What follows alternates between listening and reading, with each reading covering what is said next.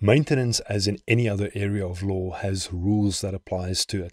Now, sometimes these rules are set in stone, and there's nothing anybody can do about it.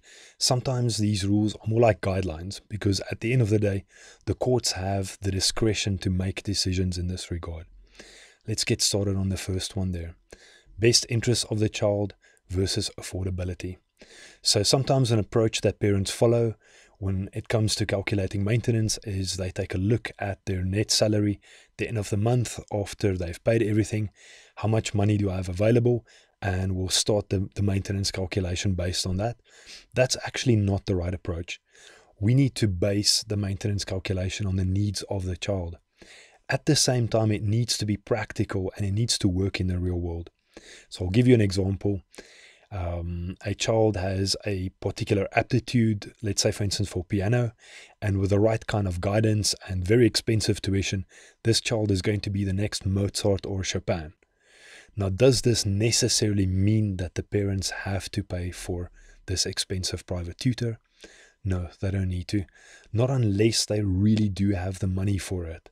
Okay, so the living standards of the parents does determine whether a particular expense is going to be considered or not. Moving on to our second one there, quite often when parents have disputes over maintenance, it's because one of the parents, has a bit of a grudge against the other parent, and this is why they're not paying.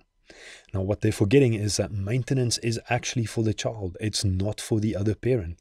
The other parent is receiving this money and they're acting as the custodian. But it's not really their right. They are basically, they're custodians. It's the child's right. Okay, on to our third one. Fathers are presumed to be able to pay maintenance until they can prove otherwise. So I think that one's pretty straightforward. When it comes to unmarried fathers, these fathers do not lose their obligation to pay maintenance. Simply because they were never married doesn't mean that they can skip out on maintenance. Same goes for parents who go through a divorce. So if the parents do get a divorce, then maintenance does need to be paid. Married or not, unmarried or not, divorced or not, doesn't make any difference. The child has a right to be maintained. Okay, let's move on to the other side of the screen. So there used to be a concept of feathering the nest in South African law, which said that, let's say for instance, I have a child with my ex-wife, and now I'm having a new child with my second wife. What used to be the case was that I wouldn't be able to reduce maintenance payments to my first child because I have an additional child now. That's actually not the case, because the courts consider maintenance to be a unique right for the child. So in practice, if one does have more than one child, then ultimately the amount of money available to support these children does get reduced. Okay, an interesting case of stepchildren. Okay, so let's use an example again. Let's say, for instance, that I have a child by my ex-wife, and I'm not able to pay maintenance. Is my current wife responsible for maintenance payments?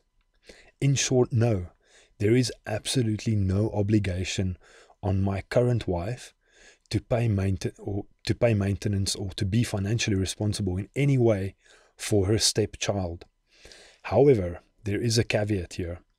If we are married in community of property, me and my current wife, what it means is that my ex-wife would be able to claim money from the joint estate because we're married in community of property.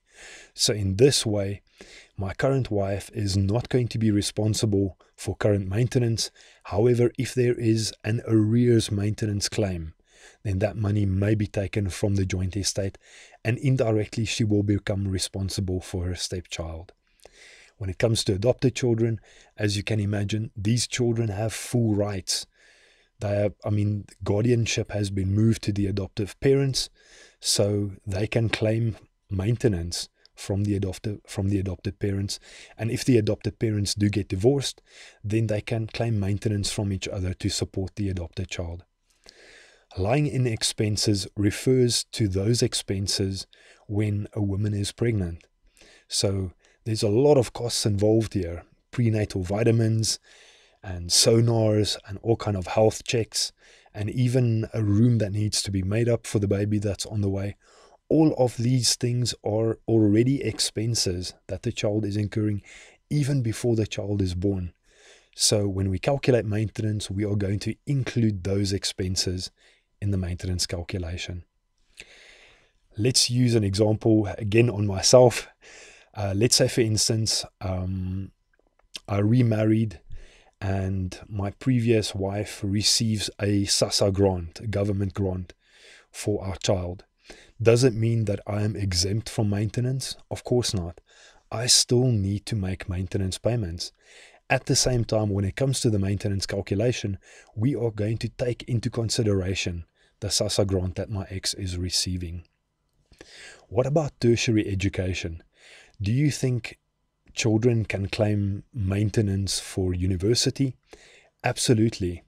So even though the age of majority is now 18, remember that children are entitled to receive maintenance for the duration of their natural lives.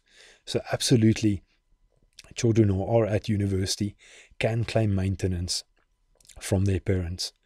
Now, this is a bit of a tricky one. It's actually one of the items that was discussed at the SA Law Reform Commission in 2016. And this is where children over 18 need maintenance. Now, the way that the law is set up at the moment is those kids actually have to approach the court on their own, and they need to sue their parents for maintenance. So, I mean, purely from a family point of view, this is catastrophic.